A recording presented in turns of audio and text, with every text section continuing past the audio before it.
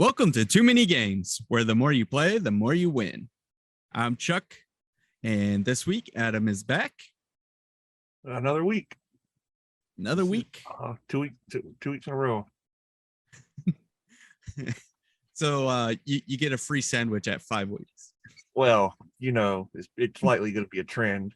Wink, wink.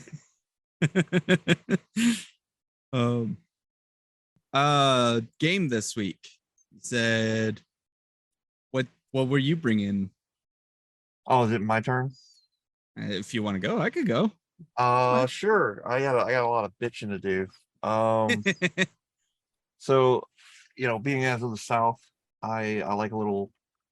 Well, I'm gonna take that back. I'm not even gonna go with the whole stereotype Southern people like wrestling thing because, to be honest, I don't like wrestling as much as I used to. I did grow up on it. Kind of why I like it is because it was kind of a more nostalgic kind of thing. Yeah. Grew up watching WCW. They had some great games on N64. WCW NWO Revenge was probably one of the best 64 games there were at the when it comes to that kind of genre. I mean, I was big WWE. on wrestling too back in the 90s. Like I was a huge Stone Cold fan. 90s was like the time to be into wrestling. Like even I wasn't in WWF, but apparently that you had your own, everybody had their own thing, but 90s was where wrestling was like popping. Like you can go watch videos of how the venues were back then and look at them now, and they're so much louder back then. And it could be because they were smaller. I don't know, but it's a totally different feeling. But it's kind of funny. You think, more technology came out, the games would get better. And in the 2000s, when WWE was the only company out there, I forgot who made their games, but they had, I think it was, they had Raw versus SmackDown, which was supposed to be a good game. I didn't play it. I didn't play any of these in 2000s. I'd grown out of wrestling. I didn't have anything to do with it, but people tell me the glory days of the good wrestling games in the 2000s. And then whenever I believe it was 2K was one who acquired them first, they kind of just made a good game at first, and they just started doing what they tried to do what EA does with Madden. They just remade the same game over and over again, but they started taking less features out, and they also they took more features out, so you had less things to do, and they didn't upgrade the engine, so it was very buggy. It was very it looked old. The graphics, well, I tried to increase them, it just kind of went downhill, and it got to the point where, and 2K20, I think, I forget, there you can go look it up. It was so bad. 2K20 was probably the most broken game I have ever seen. You can go watch, try not to laugh compilations of 2K20, because you see them, they basically just start walking through the mat, they start crouching, they do crab thing, they start glitching everywhere. The camera just randomly just zooms out and just leaves the ring completely. It was just really just god awful, to the point where they didn't even make a 2K21. They said, all right, we apologize. We're gonna spend 2 whole years to make a brand new game with a brand new engine, and we're gonna bring out this great game. And 2K 2021 came around, and we were ready for it. Drop in October, it's when it always drops. And they're like, okay, you know what? We're actually not gonna release it right now. We need more time. That should have been the first red flag. They needed more time than 2 years. They already had 2 years to work on it. They push it off. Right. When it finally came out in February or March, I forget exactly the time period. It was a good start. It is basically the whole game. If I can just give a rating to it right now, it's a good start. People have been like really hard on the story. Well, they released a story that was a lot better than it was. Lets you make your own character. You can be male or female, which is new. Last game was the first one to give you an actual female story, but you had to, they were kind of intertwined. 2K20 had you playing as someone through high school or whatever. It was really cringy. The acting was really horrible. I This one they come out with My Rise, which you can make the character from scratch. You make his whole history. You make where he comes from, and you get to start out and just kind of like rise up the ranks. It is not linear at all like the other ones have been. It's you have choices, you have things you can do. The real issue comes to is that it's just still very um the acting is really bad. It's just bad, which I mean it's a wrestling game. You're not expecting great acting, but also if you do spend all this time on this character, it is stuck in the My Rise. Used to, you make your own character. For that, I think I started playing these in 2K16. You made your Yeah. character, you start playing it, and then after you're done, like with like your story or whatever, you can export it out and still play it like in any other mode, like the other modes. I'll go over the other ones in a minute. Yeah, you can't do that. My Rise, that character is locked. If you want even the way it looks to be, put out to a custom character, you just basically have to remake it based on what you know. Like you can't just export the same character. Shit. Um, Even all the way back to the N64, they started doing the create a character, and you could use that character everywhere. yeah, you can still make a character. It's just that when you make a character, you think they would go to all modes, but you have to make a character specifically for this game type. And they may have patched it. It has been a while. I platinumed the game back in April, so I haven't played it since. It was a huge grind due to one of the trophies. But My Rise was just a big letdown. And the thing that they really offered is that they were going to bring out a lot of different modes, and they did. They released a lot of different things that people wanted. My Rise was kind of a letdown, but there's still like 5 more that they could come up with. So they released My GM, which is a totally different game. It's basically, instead of being the wrestler, you are the general manager. You pick which company you want to do, what you want to represent, Raw, SmackDown, or what's that other one that they've made into a thing now? Um, NXT. That's the third one. You become a manager, and then you do everything. You recruit your wrestlers, you do the booking, you do all this kind of stuff, and you're supposed to have this huge, just in control. You get to see what your TV ratings are, and they fucked it up real bad. Like it's playable, but like they gave every wrestler a certain type, and you're basically forced to make matches on a Pokemon type of uh type differential. Like you're gonna get more fans if you put like a fire type beating a grass type.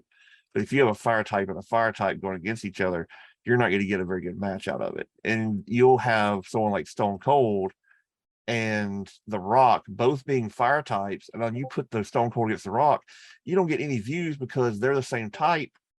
So it's a bad match. It just makes no sense at all. Like it's just ridiculous. You basically have to put giants against little guys, and you have to put powerhouses against technical wrestlers. So the better match would be Stone Cold and Bret Hart, which that is a good match and everything, but there should be no reason why you can't match wrestlers against wrestlers and just have a reason for why it would be they screwed it up. What's even worse is you can only do it for a year. So you do 1 year's worth of matches, no matter what you did, no matter what your progress was, it's over. The game closes. You're just done. So you can't have like a dynasty. You can't go further. You just play it for 52 weeks and then you start over. It was a good start, but again, they just try to drop the ball, and it was very disappointing for something that they took 2 years on. Something I didn't touch on, they redid the combat system completely. Instead of it being technical like it's more of a fighting kind of game now. You still do have to do some technical things, but rather than like, it was really awful feeling this. If anyone's ever played any of the 2K wrestling games, you would basically hold your reverses and save them until you had 3. make your opponent waste one, and then you pretty much trade reversals until your opponent can't reverse anymore, and that you're gonna get your move off. Now there aren't a limit of reversals, it's just based on your button timing. So you can always reverse a move, you can always dodge a move, you can always get out of it unless you're winded. Like they have to really beat you down and get you to like lose your stamina, and then for a brief window of time they can hit a finisher on you. But you have more control, like it's more intuitive, and in terms of the actual gameplay, it's great. It feels good to play. It's just you're basically brought down to the regular exhibition match types, where also they still have not given us any new match types in over 10 years. People have been asking for like special guest referee. What was that? They had coffin matches or buried alive matches. They haven't done any of that. You basically just get to do 1-on-1, 2v2, 3v3, 4v4, or candy cat match. They got tornado tag, they got Hell in a Cell, they got the Royal Rumble. They have all this kind of stuff, but they don't have any really special things that you would see out there.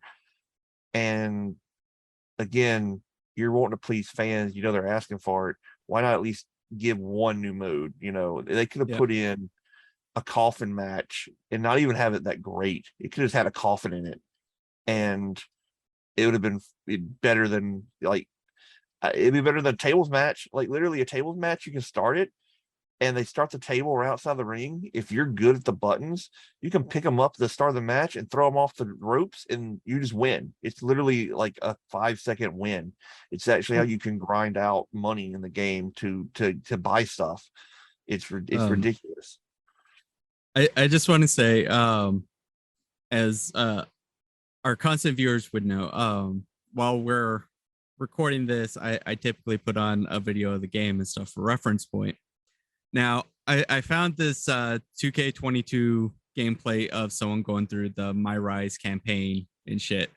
And just watching this, it's a 2v2 fight. And this would piss me off to no end, to where I would 100% stop playing the game. But the guy, like the player character, has his opponent completely out of HP. And that basically weakens the opponent to stun them so that they're easier to get down on the ground, so that you can pin them for the 10 count, right? Yeah.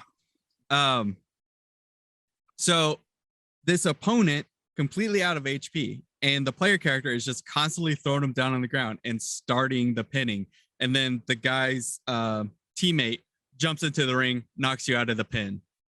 And so you have to throw him back down on the ground again and start pinning him again. And there's no way to guard against this the co-op person from running into the ring and knocking you out of the pin. So you're just stuck in this lock of constantly throwing this dude on the ground, trying to start up the count.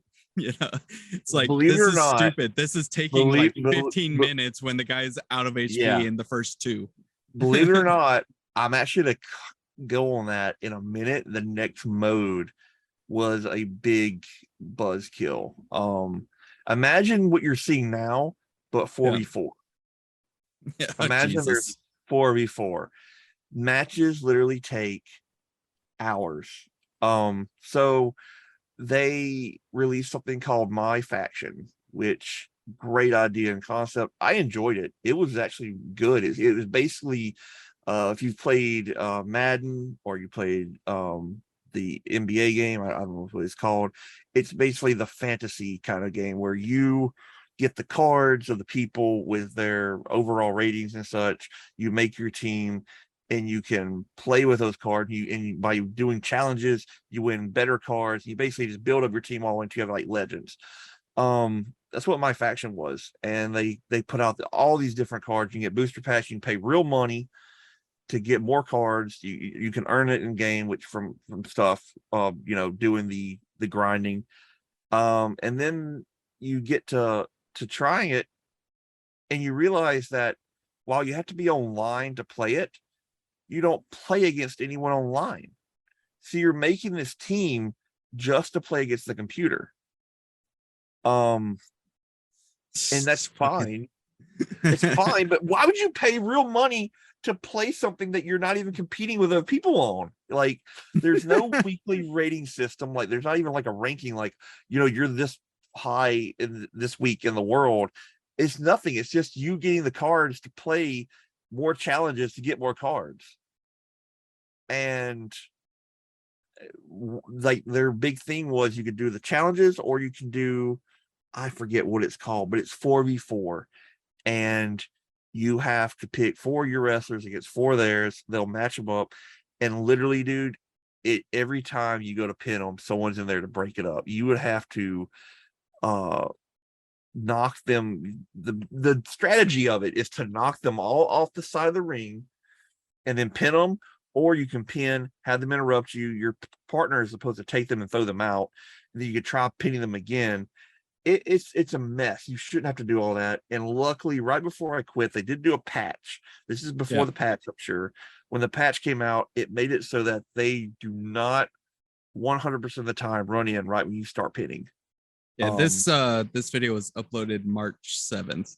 So yeah, April is where they kind of fixed it, and it's still awful. What's really funny is that they actually had a glitch where if you would actually go into one of those matches, and to get around that 40-minute match, you go under the ring and pull a chair out from under the ring. If you let the person take it from you, they would automatically hit you with it and they would disqualify them and you just win. So you could literally win in 10 seconds. And there were people grinding like all the way up the ladder like that. They took it out. Wow. People complained, but I mean, that's one of those things where it's like, no, that needed to go away because that is just such a bullshit way to win.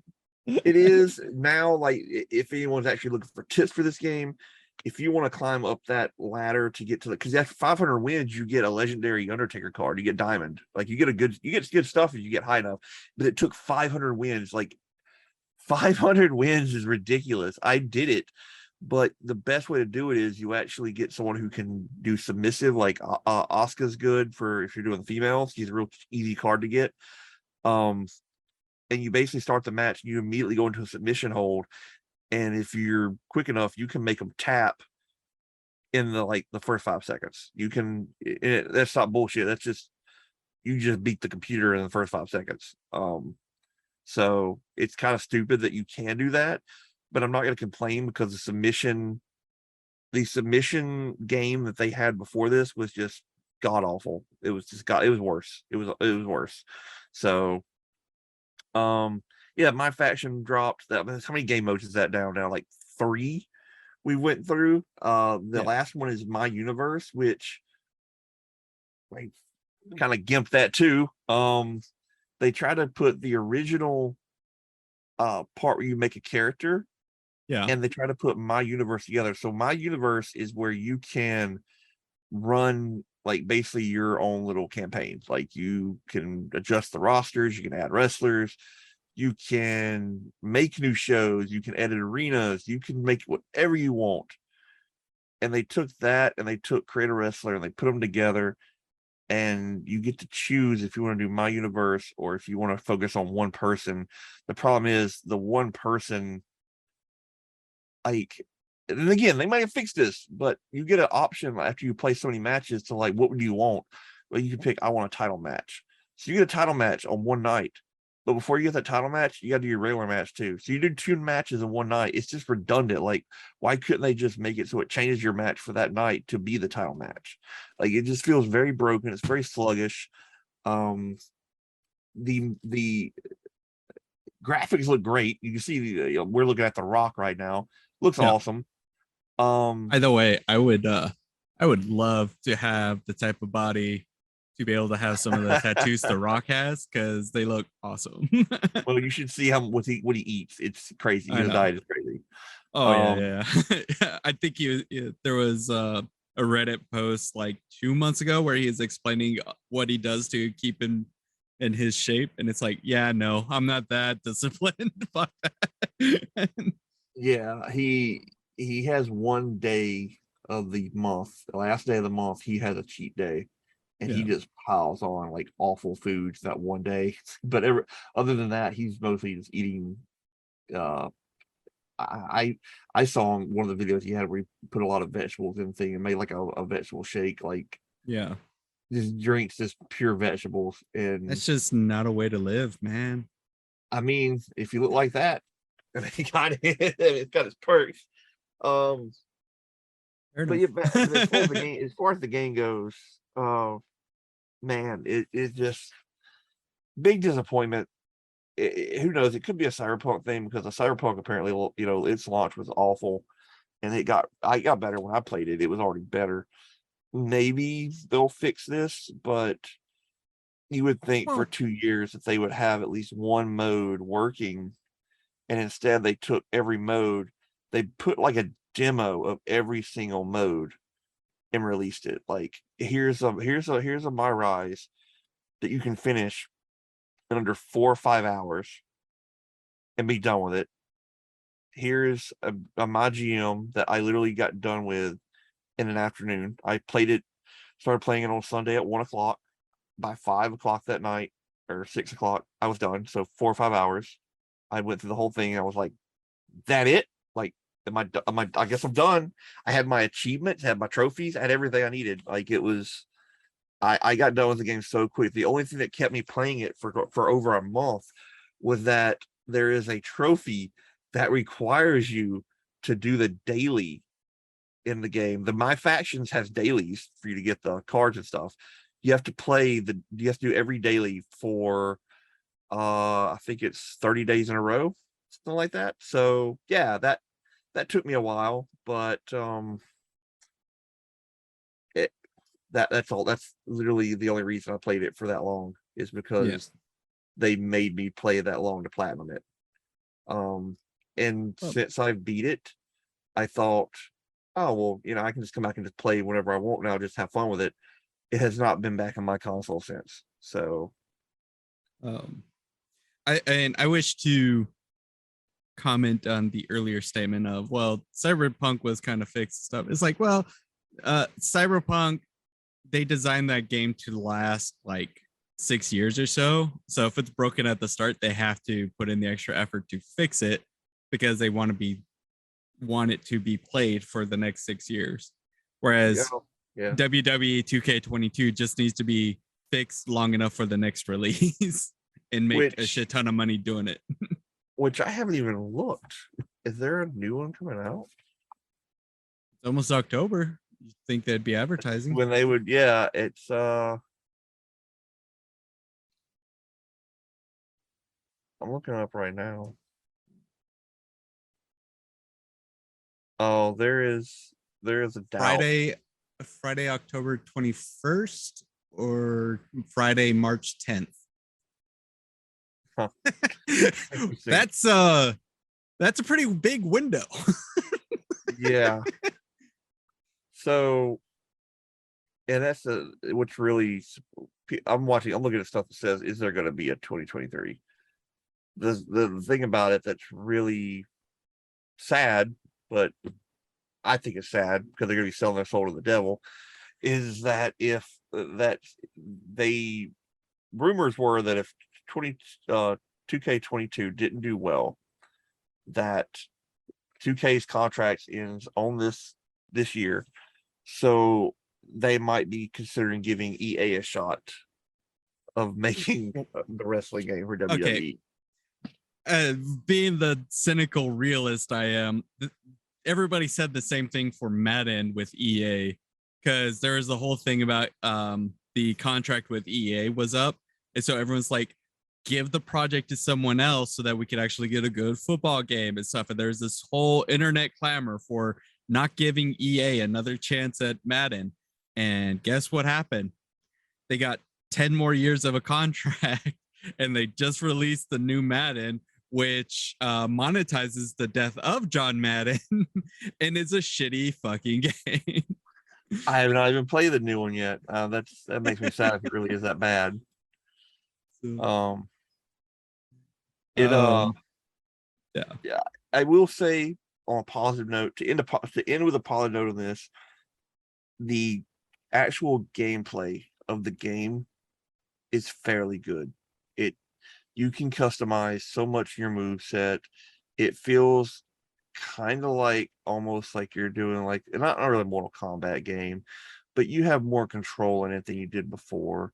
Yeah. You know, you spam buttons at a time. You can spam buttons, or you can get technical with it. It really depends on how you want to play the game and what kind of player you want to make. You can make one that focuses on holds. You can make one that does nothing but kicks and punches.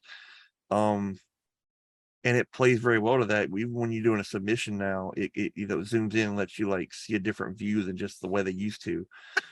But if they spit, Sorry, the video we're watching, the player character is going up against a 2-man team of The Rock and Stone Cold, and right now he has The Rock.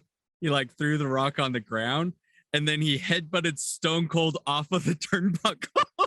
yep, and that's how you win. You have to knock them off. It's kind of dumb. And yeah, it's the gameplay's good. I like the camera angles. I like the effort they put into it. There are still a lot of the same animations used from the original. They have not redone everything. The crowd still looks awful. I mean, But I when mean, it's a yearly release, there has to be some give and take. But I true, would but they had 2 years expect on this one. This should have been yeah. the new thing. When you're You know given what? 2 years, you should scrap everything that came before and make it And ground that's up, brand new, and then the next iterations could just kind of like take your assets from there and move that's what forward. we were But hoping for, man. That's what we were thinking was going to happen. It I mean, didn't. Madden still has posters of like Madden 19.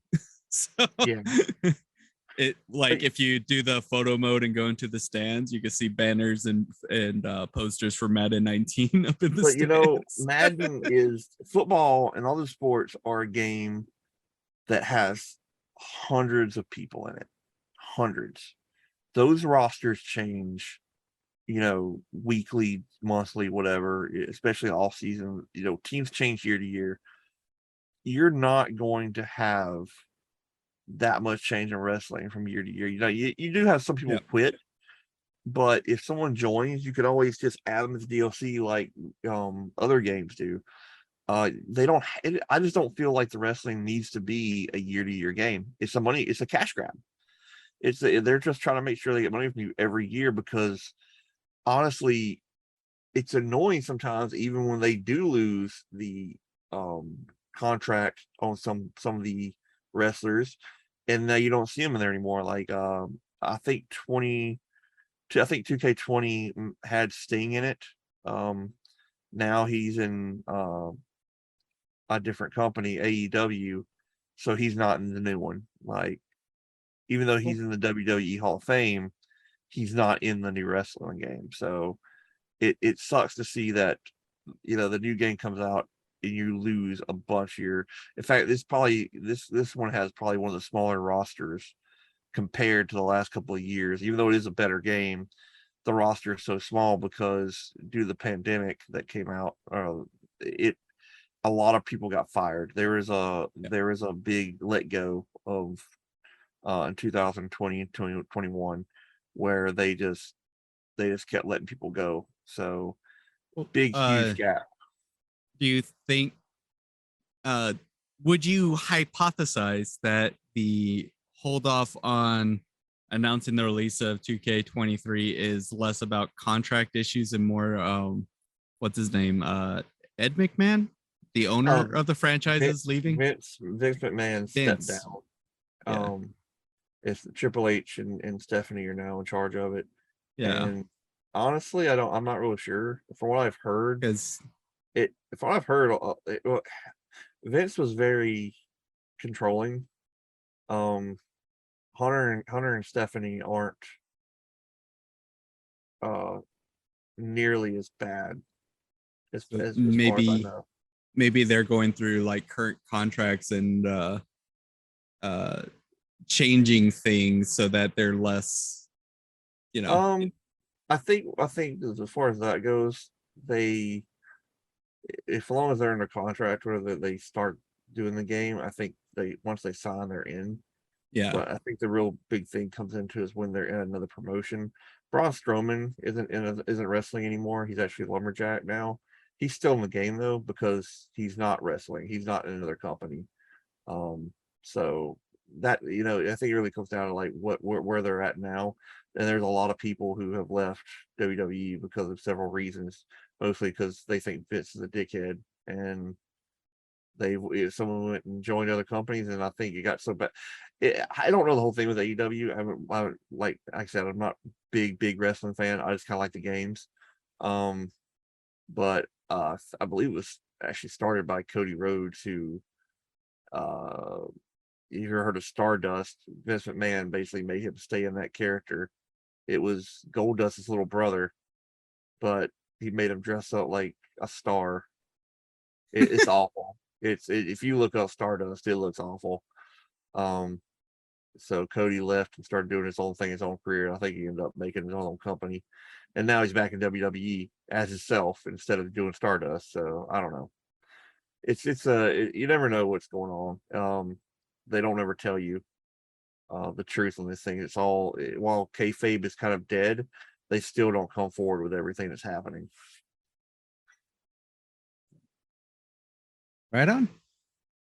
But hey, if you see this on a shelf for like $10, I'd give it a try. Or if you like, uh, I don't know. I really can't recommend this to anyone who's not a wrestling fan though. If you go into this and you don't know anything about it at all, you're gonna shut this thing off pretty fast. It's nothing that's groundbreaking. I think you can get more out of there's another game called Battlegrounds that they released pretty much in place of 2K21, and it's a arcadey, it's a wrestling game that you would like see in the arcades of the 90s. It's 3D, it looks cartoony, and you're basically like throwing atomic elbows off the top rope with like fire surrounding you and shit. Like it's very playful and more of a actual just fun game than where they try to make this to be realism, and it just doesn't come off as very realistic. Yeah. So yeah, that's 2K22, a bunch of disappointment. Right on. Well, let's continue the disappointment train. How about that? Oh, are you gonna talk about a bad remake? Yet another one. Yes, I am. Oh, yeah, I actually kind of agree with you this time. So my game today is the Ratchet and Clank PS4 remake. Um, if you're all followers of the channel, me and my sister just did a movie review last week. We did a video booze on the Ratchet and Clank movie. So if you want to know my feelings on that, watch that. This is my take on the game itself. Man, um, I wish I could be there for that movie review, because I actually went to theaters excited for that. And I looked up after it was over, I looked at my wife and I was like, man, this movie's gonna bomb. right. Yeah. So Yeah.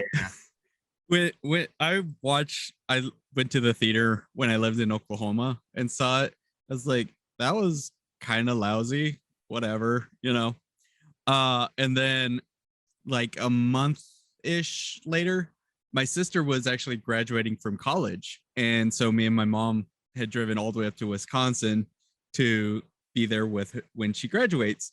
And while we were up there, we all went and saw Ratchet and Clank in the theaters. For me again, but for everyone else, it was the first time. So, because my sister has a daughter, and at that time she was like 5. Yeah. Um. So I was like, yeah, it's a good thing, and my mom loves the Ratchet and Clank game, so it's like, okay, everyone's kind of on board with this. Um, me, my sister, and my sister's husband all fell asleep during the movie. Oh It's like, man. and then rewatching it this week to do last week to do the movie review. Um, we have it on, we have it going, trying to take notes and stuff. And there's a part like halfway through the movie, I just passively like picked up my phone and started browsing Reddit. And I was like, oh wait, I should probably be watching this movie. And I looked up and like everybody's on their phone. Like nobody's paying attention to the damn movie. Wow. Like shit, they fucked this up pretty bad.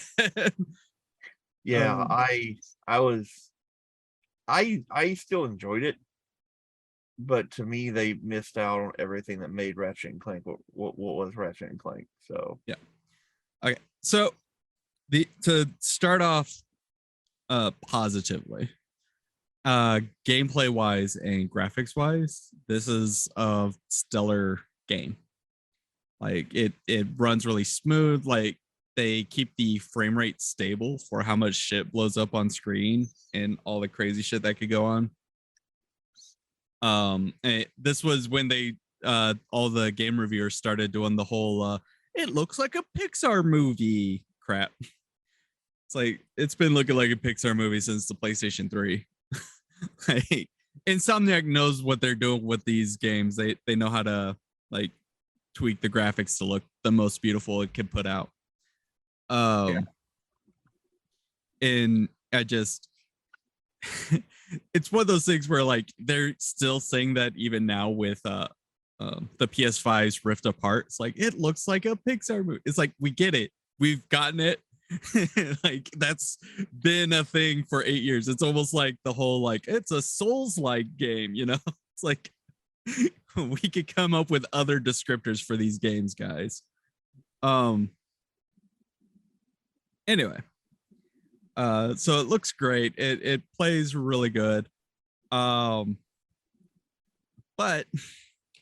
it's a big but. So the second game on the PlayStation 3, Ratchet and Clank, Crack in Time, that was supposed to kind of be the definitive end for the series in a way. Like it gave answer to both of the main characters' backgrounds and stuff, and gave it a somewhat satisfying end of the journey can continue, but as of right now, everything is safe. So coming off of that, Sony started doing kind of wanting to do their movie stuff. I think it is pretty much like, you know, Marvel was starting to hit it big and stuff, and Sony kind of wanted to do that, but like for their video games. So the first two trailers to release was Ratchet and Clank and Sly Cooper. Yeah, I'm really sad that the bad stuff with Ratchet and Clank led to no Sly Cooper movie. The Sly Cooper trailer looked really good. Yeah, I think they were done by the same studio, but the thing is the animation studio that did the Ratchet and Clank movie shut down a year later because the Ratchet and Clank movie lost $8 million. It was like a $20 million budget and only gained back like 12 to 13 million. Wow. So, but the Sly Cooper movie, it got panned with its first trailer because of the designs of the characters and stuff. So after that first trailer, they canceled finishing making the movie. They like scrubbed all aspects of it on the internet. Like they wanted to forget that the Sly Cooper movie was ever a thing. That was pretty crazy. Sad. That said, they went forward with the Ratchet and Clank movie, and this game was meant to be a movie tie-in. It didn't originally start as we're remaking the first game. It started as we're remaking the first game to tie into the movie, which is going to take the story of the first game. So, for that reason, a lot of the story from the first game was redone for the movie, and then they had to put that story into the PS4 game. So And it's bad. I was wondering where all the action was in the movie. I guess it all went to the video game. Yeah, they did the classic movie tie-in shit, you know, where you have that like the generic movie tie-in that like barely follows the movie and is like piss poor controls. And it's like And usually you have the standout games like Spider-Man 2 for the PlayStation 2, but more times than you can count, you have a Kung Fu Panda or a Shrek. uh and this game kind of, it's not as bad as them, but the aspects that follow the movie are. So the way they made this game was they built half the game to mimic the movie and be the movie tie-in part. The other half of the game was taking levels from the first game and remaking them with the new graphics. So the the levels from the original game, they're still stellar. They're like great platforming puzzles, like fun aspects to it and stuff. All the new levels are generic, boring, like barely have any depth to them. It's horrible. Ouch. And yeah, it just, they a lot of the story that they changed for the movie is they changed Captain Quark's character. With the original game having Captain Quark being like, yeah, he was the this galaxy's main superhero type character. Like everyone's like, oh, Captain Quark will save us kind of thing. The problem is he has been in the spotlight for so long.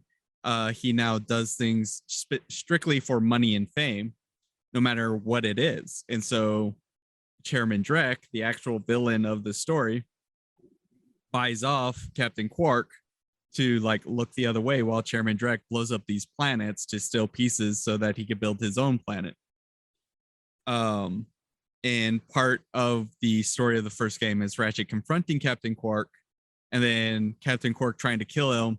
And so Ratchet like has a vendetta against Captain Quark. And once defeated, he finds out that Chairman Drek is trying to destroy his home planet. So he goes and defeats Chairman Drek and becomes the hero. Then the second game, they go to another galaxy where there's this corporation. It's called the Megacorp, and they're having a problem with their new protopets. And as you're going through the story, it turns out that the president of Megacorp is Captain Quark. And so you're beating Captain Quark again, who is trying to like ruin you because you ruined his fame and glory. And then the third game comes and Dr. Nefarious has returned, and Dr. Nefarious was Captain Quark's arch nemesis. And so you have to find Captain Quark and teach him to be a hero again so that you could take down Dr. Nefarious. And that's the basic plot of the original three games. What this game and movie does is they immediately make Captain Quark he's a stupid hero, but he is in fact a hero. So Chairman Drek has Dr. Nefarious on his payroll, and Dr. Nefarious builds all the guns and stupid shit. Because Ratchet comes in and starts upstaging Captain Quark. That's what leads Captain Quark to join with Chairman Drek, but only for like 20 minutes. And then during a battle, Ratchet's like, but you used to be my hero. Why won't you be my hero again? And he's like, I got so mad when you did things better than me. And then So he how helps did they you change the game to fit that? very poorly. Because one of the biggest parts of the game, like the halfway point of the original game, was when you find out Quark was trying to kill you and you had to fight the big monster or whatever underneath the ground. Yeah. And then it's like, okay, well, fuck. So that is still in the game, but it's done in a different way as you are like that whole aspect in the original game was Captain Quark like, oh, well, you have to pass the gauntlet at my headquarters. And then when you pass the gauntlet, there's a giant monster that's meant to eat you. And so you're like, Captain Quark trapped us. Well, in the remake, it's like just after Captain Quark sides with Chairman Drek, he's like, I got reports that Chairman Drek is operating out of this facility on this planet. And so you go to the planet and it's the exact same gauntlet. It's the exact same monster underground. And then you're like, wait, Captain Quark sent us here as a trap, kind of thing. So it's they change the reasons why Ratchet is going to these planets, but the planets still exist in the game. In the movie, they don't exist. Yeah, there's a lot of aspects where they do the thing where, in order to not ruin the movie, they keep certain story points from happening in the game. And in order to not ruin the game, they keep a bunch of action from happening in the movie. So both of them come off as half baked. um, it's just That's bad.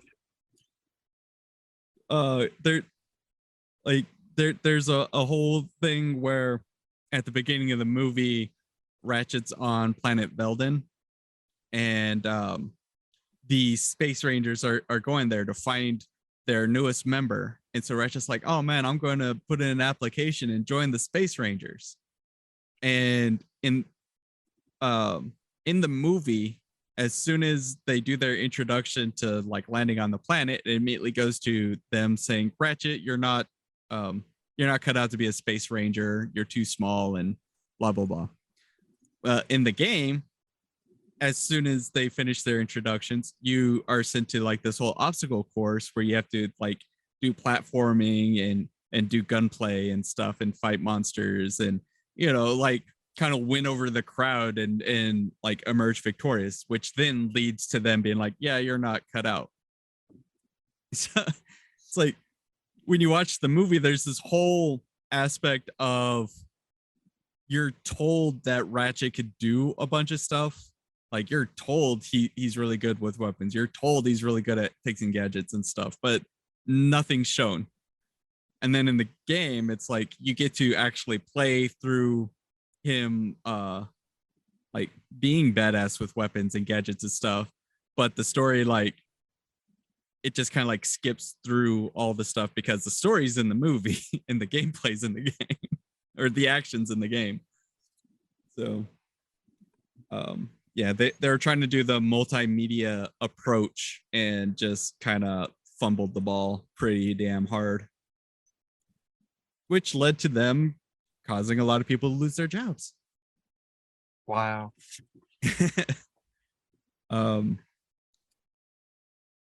There's one of the things that I really hate that they cut out. They cut out a lot of things that Clank does. The original game, Clank had upgrades to himself, and not just like the Hella Pack to the Rocket Pack, and a Hydro Pack, which are still in the remake. But I mean, he's supposed to get a chip so that he could control like smaller robots, so that he could do platforming like Lemmings style puzzles with them. He gets a chip to make him like a giant robot, like a kaiju monster. And so there's like parts of the game where you just turn into this giant robot and you do like little They don't have that in their remake? Nope, that was removed. Huh. Let's see, there's another one. I'm like remembering other gadgets, but then they might be the other games too. So, but yeah, it's just there's a lot of emotional story and stuff with Clank that gets removed in this game because they were focusing on Ratchet and they were trying to use Clank as a vehicle instead of as a like co-lead. Yeah. Parts like Ratchet, or not Ratchet, in the original game, Clank is made because the main computer that is building all of Chairman Drek's killbots just like malfunctions and pushes out like a tiny little robot. Yeah. And then later in the game, you go back there and he talks to that machine like it's his mother, and the mother's like telling him that he must save the galaxy and stuff. Um, that's removed in the remake. And now it's like an electrical storm caused Clank to be born, and then it's just you go to the factory of the killbots, and it's just, well, this is where he's building all the killbots, and now he's going to this other planet. um, all of the Space Ranger characters are just like very, very bland and one note. They were characters that were added for this iteration, and um, in the movie, they paid high profile actors to voice these extra characters like John Goodman and Sylvester Stallone and stuff. And they literally do nothing in the entire movie. So then it's like, okay, well, maybe they just paid them extra to also voice the video game characters. Nope. Wow. Okay. Yeah, they just got the already present voice actors to just kind of like double up their voices to voice these extra characters and try to make it sound like it's those actors. That's pretty bad. The framing of the game. So, the movie, Ratchet, or Captain Quark goes against his team, betrays them all because of Ratchet. Ratchet convinces him to come back to the good side, but he still did bad things, so he's still technically in prison. So the game itself takes place after the movie, in which it starts with Captain Quark narrating the whole story, where he's like, let me tell you about how Ratchet came to be the hero of the galaxy under my watchful tutelage, kind of thing. And he's just talking to a random prisoner. And it starts out really good. Like I wish they kept the concept, but for like the first couple levels, it's Captain Quark narrating what Ratchet is doing, and sometimes like changing things in the game. Like you'll be going through and shooting things. It's like, oh well, here's a ship full of like 3 robots, and as Ratchet, you blow them up and stuff, and then you get the prisoner's voice is like, really, only 3 robots? Come on, I thought this was a story of a heroic adventure. And Captain Quark's like, fine, it was like 20 robots, and then you have to fight like 20 robots. Yeah, I mean, if they would have kept the whole thing as a parody, I think it probably would have been accepted better. Yeah, and there's a part where they're fixing their ship on the first planet to go to the next planet, and it's like, but their troubles were not over, for there was like a giant snarling, I forget what they call it, but it was like a snarlax or some shit, and it's like a giant T-Rex thing, and it's a video in the game of like them all screaming and stuff, and the prisoner's like, that's not real, those things aren't on that planet. And then it just like rewinds, and it's like, fine, I was just trying to spice up the story. But they like drop it an hour into the game. And it barely comes back up once you finish the last level. It could have been a lot better if they just kept that going. So they could have even still had aspects of the movie involved in just changing a little bit, because they could explain it away as Captain Quark embellishing the events, and they didn't.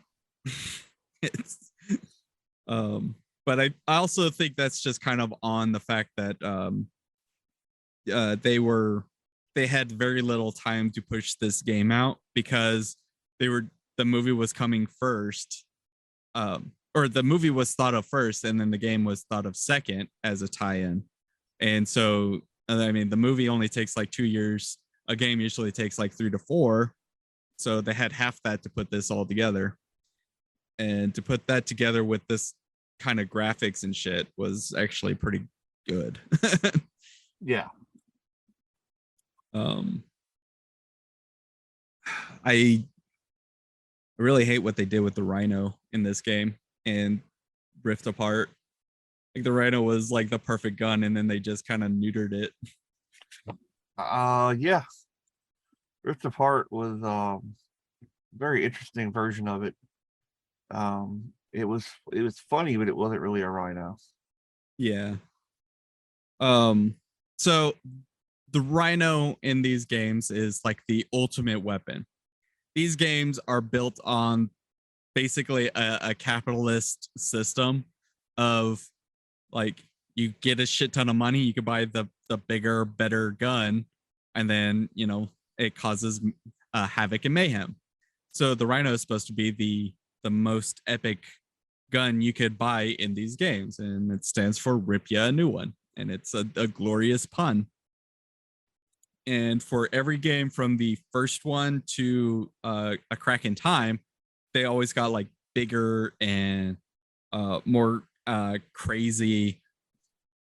They always shoot like 100 to 1,000 different rockets, and the rockets would just go all over the place because it's not about accuracy. It's just about dumping as much explosives at the enemy as possible. And then this movie / game comes out, and they make it this small little fucking gun that only has like 20 shots to it. And while it does like massive damage and stuff, it's far from this gun that you could just literally hold down the trigger and just see everything explode. That's a very weird change. And then Rift Apart, I went on a rant about that in a previous episode of this show. But yeah, it's literally a 5-shot gun that just opens a rift and drops a bunch of shit on the enemies. Like they did have some good callbacks to their other titles. Like the Easter eggs are cool, but you're ruining. I know. I wouldn't say the Easter eggs itself didn't ruin the gun. The fact that they made the gun, they're trying to limit it in order to balance it amongst all the other guns. The whole point of that gun is that it's way overpowered compared to your other guns. That's why it's really such a fun thing to achieve. It's still a broke weapon because of how much damage the stuff you drop does. It's pretty much a one shot.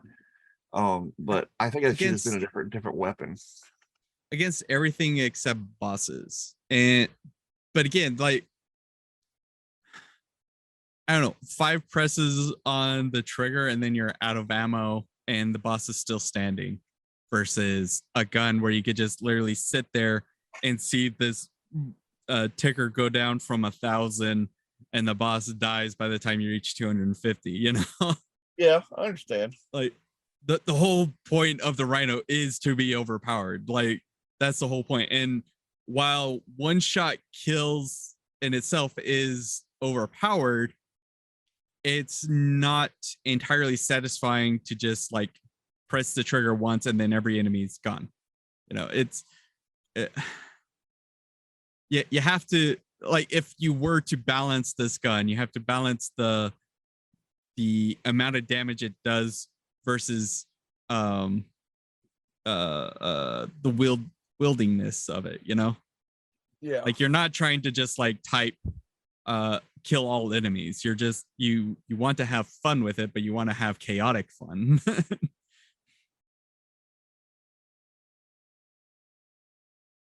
Who knows? I might be an outlier on it. Whatever. I think that they should have made a different weapon. Yeah. I still enjoyed it, but you're right. I would have enjoyed something that blew up everything a little more.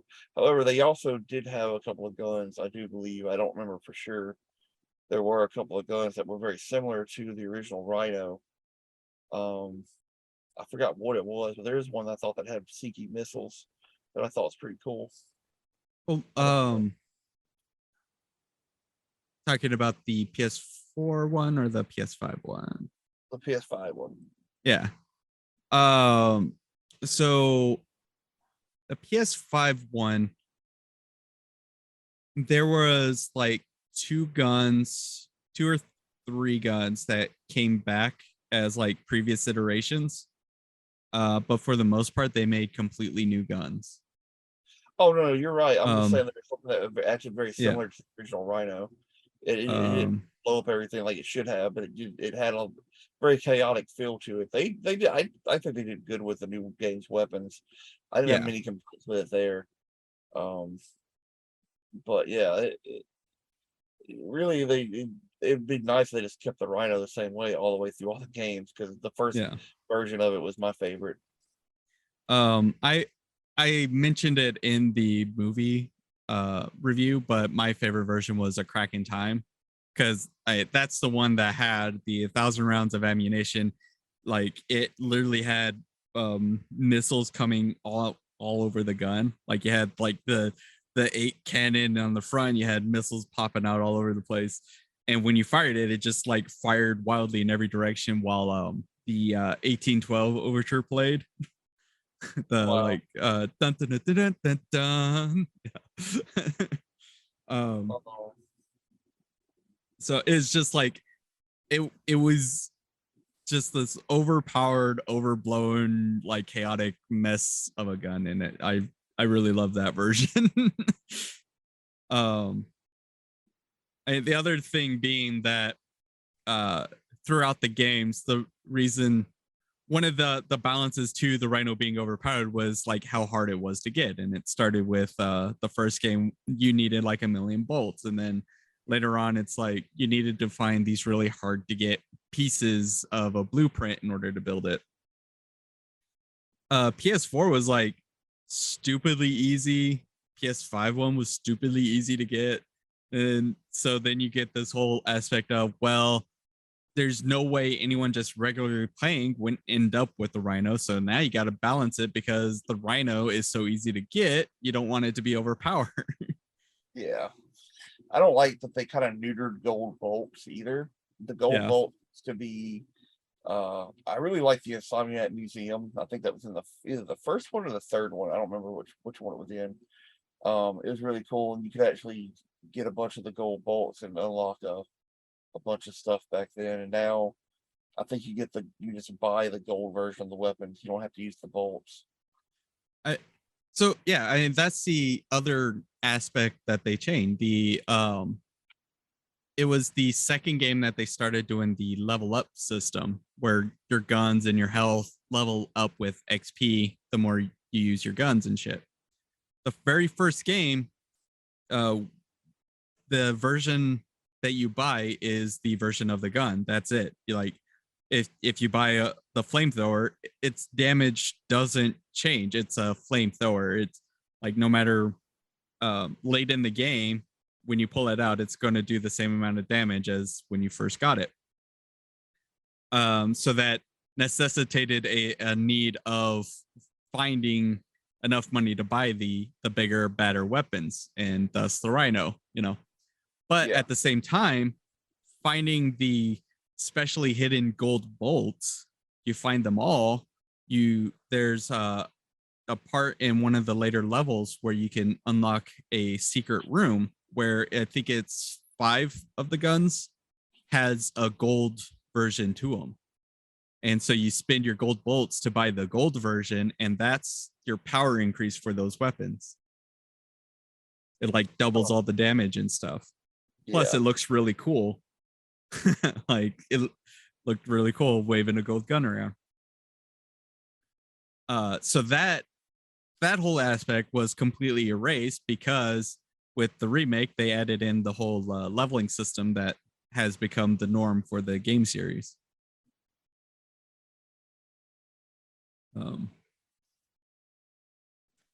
And I mean, I don't mind the leveling aspect itself, because it helps with the new game plus and just kind of giving you something more to strive for. I dislike it in the sense that if you're remaking the first game, like have some aspects or even like call outs, if they put in to the remake that every so many gold bolts you find, you unlock the gold skin for a gun, that would be a cool callback to that system. But they didn't do that. No, I think now you just buy them. I think you can buy the gold thing, which like New Game Plus. Yeah. I think they're the gold version. I don't remember, to be honest. Well, Yeah, New Game Plus unlocks the Omega variant, Oh, that's which what it is. is Not like an gold. extra 5 levels Yeah. or whatever to make them even more powerful. But it still doesn't change their skin.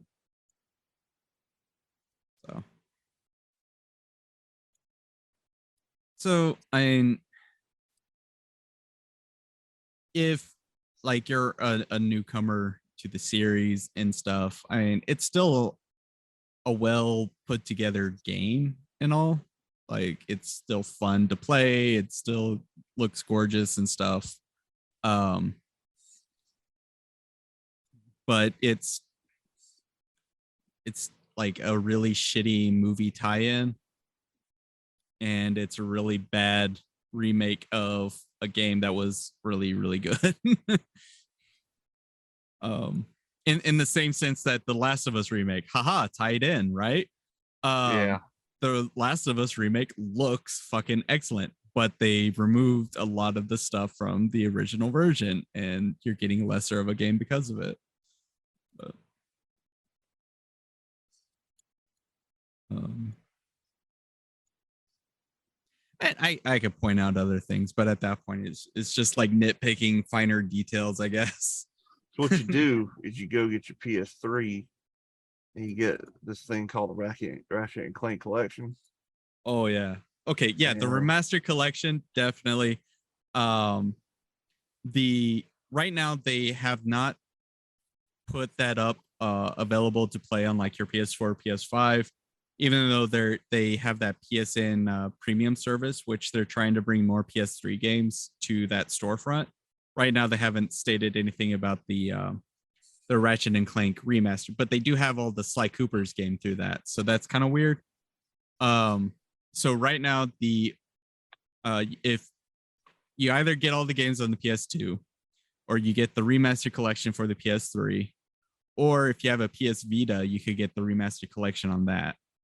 And then if you do the PS Vita, you could also find a shortly lived device called the I believe is the PS TV. It was like a little box you could plug into your TV, and it basically copies your Vita account so that you could play it as if it was a console on your TV.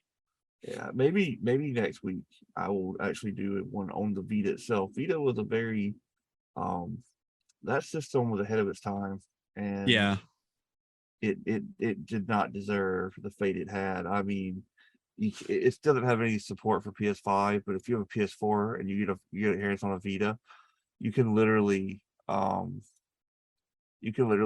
your PS4 on, have it connect to your network, go lay in your bed in the other room, and connect your Vita to your PS4 through the wireless network, and play your PS4 on your Vita. Any game fucking awesome. Yeah, any game you have on PS4, like before Switch even came out, like they had the idea of what kind of what Switch does, but you had to have both consoles. That's the only thing. So it's a little expensive, but really, really neat. The touch screens were really good on it. It was a really nice little system. I would love to talk about it one day. Yeah, it was like 2 years ago. I found a used Vita and bought it and started downloading a bunch of shit on the PlayStation Store, because at that time, the Persona games, you couldn't get them all on the PlayStation 4.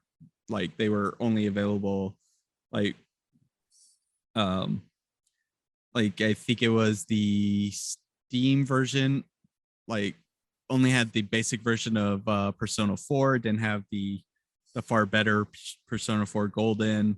The PlayStation Network only had the like base version of Persona 3, stuff like that. So getting a Vita gives you access to Persona 4 Golden, Persona 3 Portable, which was the more complete version, and through that remote play, you could play Persona 5. So that was like the best way to play all the Persona games as a handheld.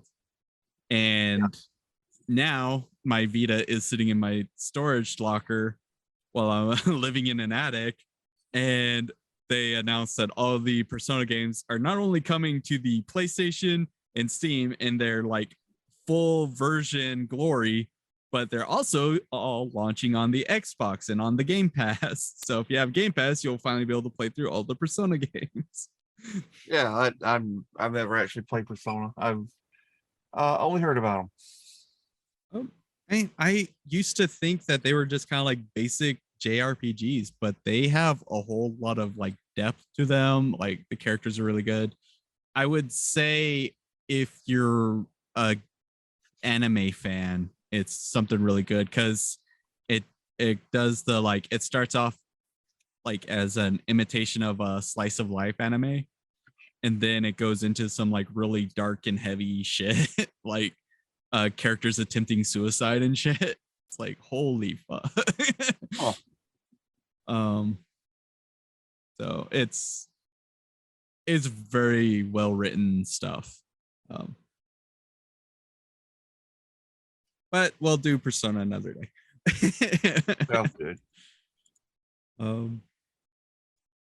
So yeah, that's my take on the Ratchet and Clank stuff. You could easily pick it up, like if you pay for the PSN premium service, you get access to all of the past PlayStation Plus games, which includes this remake. It's still decent to play. It's just not what it should have been, and their decision definitely ruined the movie. So, yeah.